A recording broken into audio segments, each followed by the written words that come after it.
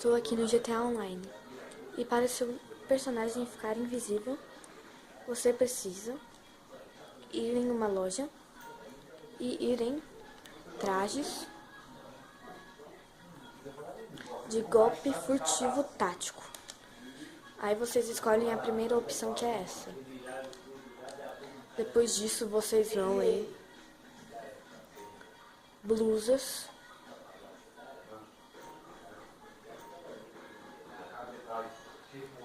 e vão em coletes utilitários e vão no primeiro.